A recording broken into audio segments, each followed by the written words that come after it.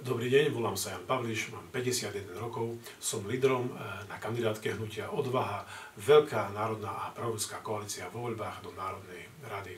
Prečo sme okrem národnej navyše ešte aj proruská koalícia? Pretože všetky dnešné parlamentné politické strany sú orientované jednostranne, proamericky. Vôbec nám nejde o to, aby sme Slovensko pridružili k Rusku, ale práve naopak ide nám o to, aby sa Slovensko orientovalo nielen na jednu svetovú stranu, ale na všetky svetové strany. Čo majú občania Slovenska z toho, že podľa vyjadrenia politikov sa slovenskému hospodárstvu dnes výborne darí, keď bežní ľudia na Slovensku doslova prežívajú zo dňa na deň. Pred rokom 89 sa bežní ľudia ponosovali, že nemôžu cestovať na západ, no dnes nemôžu cestovať absolútne vôbec nikde, pretože si to fakt bežní ľudia na Slovensku nemôžu dovoliť.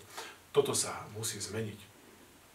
Jednostranným orientovaním sa na západ a krajiny G7, teda vyspelé krajiny západu, sa to však v žiadnom prípade zmeniť nedá. Tieto krajiny sú totiž neudržateľné, zadlžené a z dlhodobého hľadiska im hrozí hospodárska stagnácia. Naproti tomu Rusko a jeho priatelia, tzv. Krajiny BRICS, teda Brazília, Rusko, India, Čína, Južná Afrika, tieto krajiny vykazujú veľmi nízku úroveň zadlženia a z hľadiska prosperity majú do budúcna dvere otvorené. A práve preto sa Slovensko musí nutne orientovať aj na krajiny BRICS, teda na krajiny, ktoré sú blízke Rusku. Slovensko je totiž bytostne závislé na exportoch. Takto to zostrojili naši politici za 26 rokov.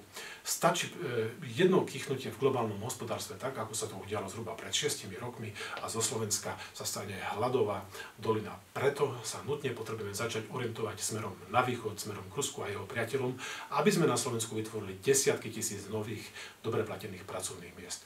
Toto sa dá žiaľ uskutočniť jedine v parlamente. Preto sa hnutie Odvaha, veľká národná proruská koalícia, uchádza o hlasy voličov, ktorí toto veľmi dobre chápu. Priatelia, prajem vám všetko dobré v roku 2016. Dovidenia.